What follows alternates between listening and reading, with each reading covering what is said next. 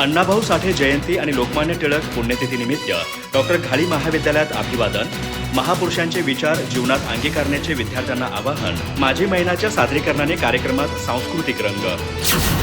गडिंग्लज येथील डॉक्टर घाळी महाविद्यालयात लोकशाहीर अण्णाभाऊ साठे यांच्या जयंतीनिमित्त तसंच लोकमान्य बाळ गंगाधर टिळक यांच्या पुण्यतिथीनिमित्त अभिवादनाचा कार्यक्रम उत्साहात पार पडला.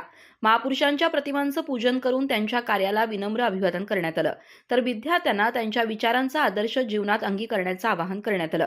कार्यक्रमाच्या प्रारंभी महाविद्यालयाचे प्राचार्य डॉक्टर दत्ता पाटील आणि संस्थेचे सहसचिव प्राध्यापक गजेंद्र बंदी यांच्या हस्ते लोकमान्य टिळक आणि लोकशाहीर अण्णाभाऊ साठे यांच्या प्रतिमांचं पूजन करण्यात आलं. मराठी विभाग प्रमुख डॉक्टर निलेश शेळके यांनी प्रास्ताविकातून लोकमान्य टिळक यांच्या राष्ट्रकार्याचा आणि अण्णाभाऊ साठे यांच्या साहित्य, शाहिरी आणि समाज प्रबोधनातील योगदानाचा आढावा घेत विद्यार्थ्यांनी त्यांच्या विचारातून सामाजिक बांधिलकीची प्रेरणा घ्यावी असं आवाहन केलं.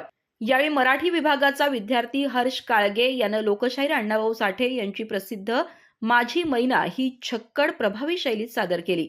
त्याच्या सादरीकरणाला उपस्थितांनी टाळ्यांच्या कडकडाटात उत्स्फूर्त दाद दिली. अध्यक्षीय भाषणात डॉक्टर दत्ता पाटील यांनी लोकमान्य टिळकांनी स्वातंत्र्य लढ्याला दिलेली दिशा आणि अण्णाभाऊ साठे यांनी साहित्य, लोकनाट्य आणि शाहिरीच्या माध्यमातून सामाजिक न्यायासाठी उभारलेला संघर्ष यावर प्रकाश टाकला.